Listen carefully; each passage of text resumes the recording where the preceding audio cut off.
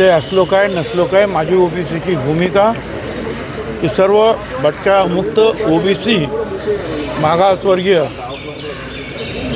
यांच्या हक्कासाठी लढण्यासाठी नेहमीच असते. मंत्रिमंडळात असल्यामुळे ती लढाई अधिक सोपी जाते. त्यामुळे मंत्री जेव्हा होतो त्यावेळेला जसा तो भटक्यामुक्त आदिवासी किंवा मागासवर्गीय ओबीसीचा होतो तसा मंत्री हा राज्यातील सर्व जनतेचा असतो.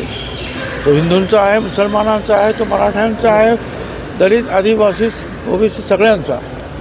भुजबळ साहेब, आपण मंत्रिपदाची शपथ घेतली आहे, आता 4-5 दिवस उलटून गेले आहे, खाते जाहीर झालेले नाही आहे. काही विशिष्ट खात्याची मागणी आपण केली आहे का? मी कुठल्याही खात्याची विशिष्ट अशी मागणी केलेली नाही, परंतु मला असं कळतं की माझं पूर्वीचं जे आहे अन्न पुरवठा, सिव्हिल सप्लाय वगैरे ते खातं मला मिळणार, परंतु अजून काही ऑर्डर्स काही निघालेल्या नाहीत. त्या फिरतात इकडून तिकडे ऑर्डर्स, ती फायली फिरतात. बघू आता होईल. धनंजय मुंडेंची नाराजी येत आहे, तुमच्या कानापर्यंत आली का ती नाराजी?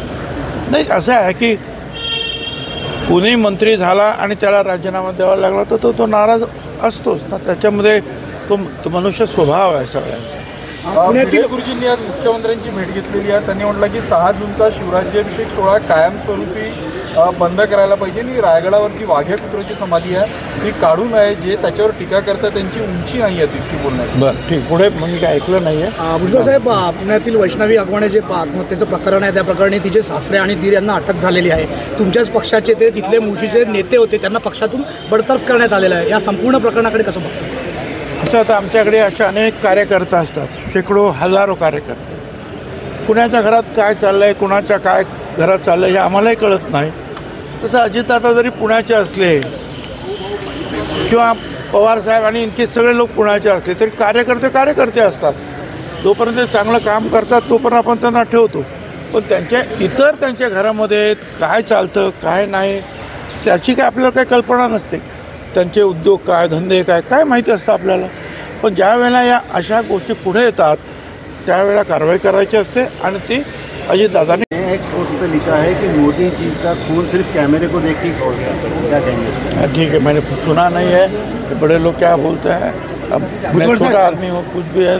कुणबी प्रमाणपत्र पाहिजे आहे ओबीसी समाजाला, त्या मागणीला घेऊन ओबीसी समाज जो काही नियम असेल, कायदा असेल, त्या कायद्याप्रमाणे वागलं पाहिजे. त्या कायद्याच्या बाहेर जर कोणी गेलं तर त्याच्यावर कारवाई होते, एवढंच मला वाटतं. भुजबळ साहेब, रेशनिंग दुकानदारांचे कमिशन अजूनपर्यंत मिळालं नाही. 6 महिने झालेले आहेत. रेशनिंग दुकानदारांचे कमिशन स्वस्त झालं. मिळेल लवकर.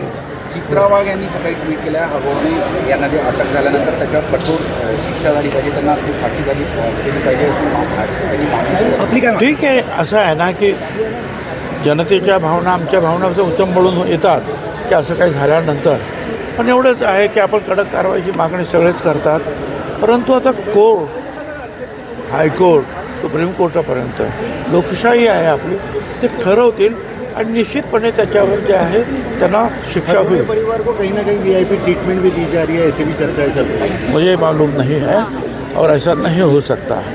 मुंबई महापालिका निवडणुकीत शिंदे सेनेने 100 जागावरती दावा केलेला आहे. तुमच्या पक्षाकडून किती जागांवर दावा केला आहे? असं आहे की मुख्यमंत्र्यांनी सांगितलेलं आहे आम्ही शक्यतो तिन्ही पक्ष जे आहोत महायुतीचे आणि इतर जे लहान पक्ष सगळे एकत्र लढणार आहोत. काही ठिकाणी जे आहे अपवाद असू शकेल असं सुद्धा त्यांनी पुढे म्हटलेलं आहे. तर त्याप्रमाणे पाहूया काय होतं ते. नागपूरमध्ये मेळावा होता तुमचा, नाशिकचं पालकमंत्रीपद मिळालं तर आवडेल का? कारण की बरीच चर्चा सुरू आहे. आणि मी सांगितलं हा पालकमंत्र्याचा वाद त्याच्यामध्ये मला पडायचं नाही. मी कालच सांगितलं मी नाशिकचा जन्म झालेला नाशिकचा बालक आहे आणि माझं काम मी मंत्री असलो काय नसलो काय तरी नाशिकच्यासाठी माझं काम सुरूच असतं. आता मंत्री आहे अधिक काम करेन. पालकमंत्री नसलो तरी जे कोणी कारभारी असतील त्यांना पूर्ण सहकार्य करणार आणि माझ्या काही सूचना असतील, जनतेच्या काही सूचना असतील त्या ज्यांच्या कानावर टाकेन, त्यातली अधिक चांगली सूचना त्याचा आग्रह धरेल. आज नागपूरमध्ये मेळावा होता तुमचा. आज मेळावा वगैरे नाही, एका खाजगी कार्यक्रमासाठी मी आलेलो आहे. सर 2 NCP कब आने वाली है?